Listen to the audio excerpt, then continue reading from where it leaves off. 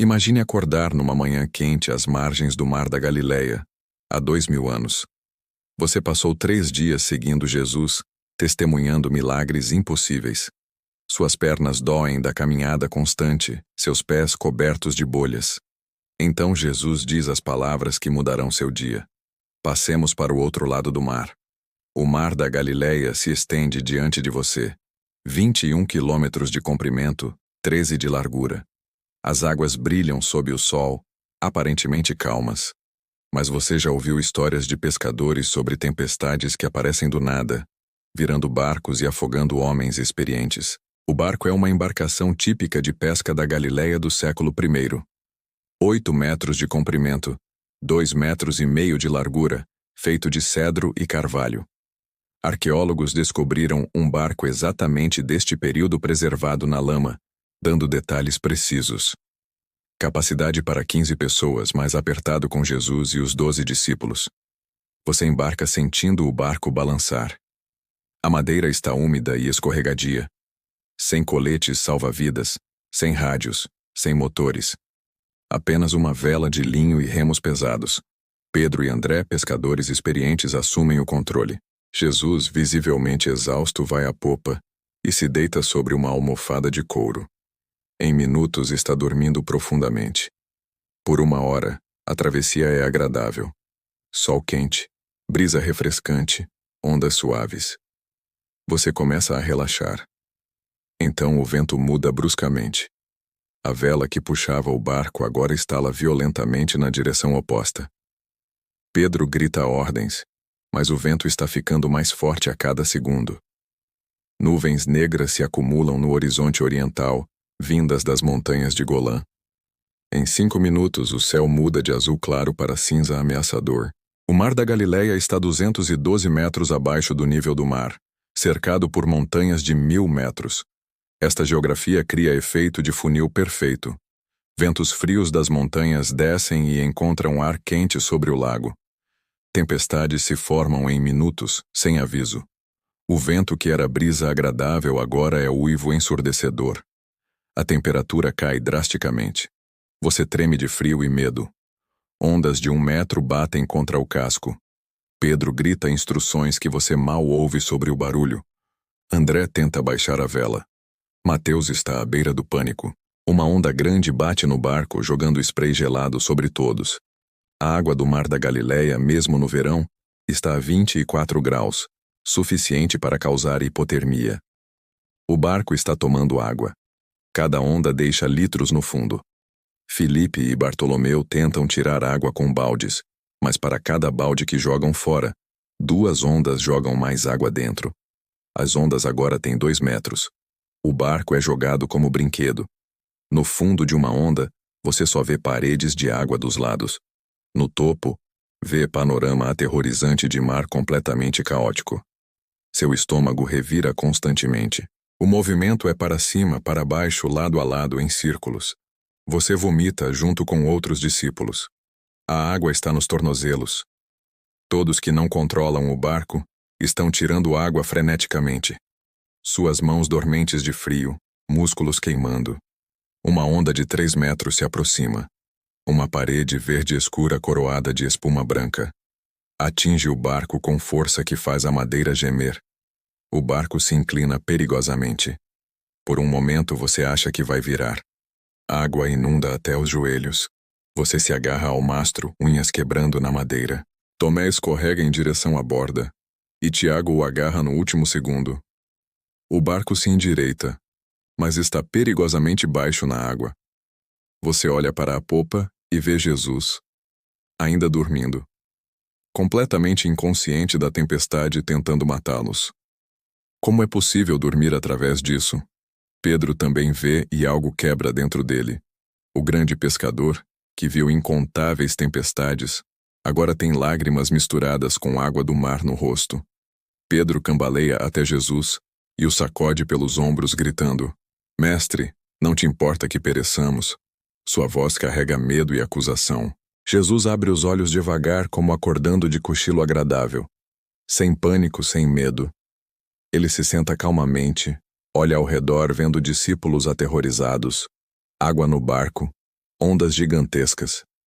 Jesus se levanta. Em pé no barco sendo sacudido violentamente, estende as mãos em direção ao mar e vento, e fala com autoridade absoluta.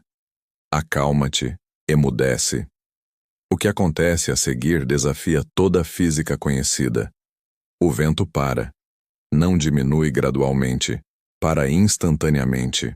Um segundo está uivando, no próximo há silêncio absoluto. As ondas também param. Não diminuem ao longo de minutos. Ficam planas imediatamente. Ondas têm momentum. Deveriam continuar por horas. Mas estas simplesmente desaparecem. O mar fica liso como vidro. Você vê seu reflexo na superfície. Como se os últimos 20 minutos de terror nunca tivessem acontecido, exceto pela água nos joelhos, e suas mãos tremendo incontrolavelmente. O silêncio é quase tão assustador quanto a tempestade. Os 12 discípulos estão congelados, olhando Jesus com alívio, medo e terror absoluto. Porque uma coisa é ver Jesus curar doenças, mas controlar elementos naturais, parar tempestade com uma palavra, fazer ondas de 3 metros desaparecerem instantaneamente, isso é poder sobre a própria criação. Jesus olha para os discípulos. Por que sois tão tímidos? Como é que não tendes fé? Não é acusação raivosa. É pergunta genuína, quase triste. Vocês estavam comigo, viram os milagres. Por que acharam que eu deixaria vocês morrerem? Os discípulos não conseguem responder. Pedro não olha Jesus nos olhos. André treme. Tiago e João estão pálidos e mudos. Um discípulo sussurra a pergunta que todos pensam. Quem é este que até o vento e o mar lhe obedecem? Vocês continuam a travessia em silêncio. Dentro de meia hora, o céu está azul novamente. Mas você sabe que a tempestade aconteceu. Suas roupas molhadas são prova. Suas mãos tremendo são prova. A memória daquele momento quando estava certo de que ia morrer, seguida pelo momento impossível quando tudo parou porque Jesus mandou. Quando o barco atinge a outra margem, você cai na praia, pernas tão fracas que mal fica em pé. Você se ajoelha na areia, agradecido por terra firme. Outros discípulos fazem o mesmo. Alguns choram. Outros apenas sentam, processando o trauma. Você olha de volta para o mar da Galileia, agora calmo e pacífico. Barcos pescando tranquilamente. Pássaros mergulhando. Como se a tempestade mortal nunca tivesse acontecido. Mas você sabe que aconteceu. E nunca vai esquecer. É por isso que você não sobreviveria um dia na vida de Jesus. Não apenas porque estaria exposto a tempestades mortais sem equipamento moderno. Não apenas porque teria que confiar em barco de madeira de 2000 anos em águas perigosas. É porque estar com Jesus significa estar constantemente na fronteira entre natural e sobrenatural. Significa testemunhar coisas que seu cérebro não processa. Significa enfrentar situações impossíveis com apenas fé como proteção. Significa confrontar seus medos mais profundos. Os discípulos eram pescadores experientes. Pedro e André passaram a vida no mar da Galileia. Tiago e João eram filhos de dono de barcos. Sabiam lidar com tempestades. Mas esta os deixou aterrorizados, convencidos de que iam morrer. E você, pessoa moderna que provavelmente nunca navegou em barco sem motor, que confia em previsões meteorológicas e equipamentos de segurança? Você teria sobrevivido emocionalmente ao terror de ondas de 3 metros quebrando sobre barco que afunda? Você teria mantido calma tirando água freneticamente? Mais importante, você teria a fé necessária para continuar seguindo Jesus depois de experiência tão traumática? Porque os discípulos continuaram. Mesmo depois do terror absoluto, mesmo depois de verem poder que não conseguiam compreender, continuaram seguindo. Essa tempestade não foi apenas teste de resistência física. Foi teste de fé, de confiança, de disposição para estar com alguém que desafia todas as expectativas sobre como o mundo funciona. E esse foi apenas um dia na vida de Jesus. Um dia entre centenas igualmente desafiadores. Quando Jesus perguntou, "Por que sois tão tímidos?", não estava condenando. Estava os convidando a nível mais profundo de confiança. Porque tempestades viriam novamente. Desafios maiores estavam à frente.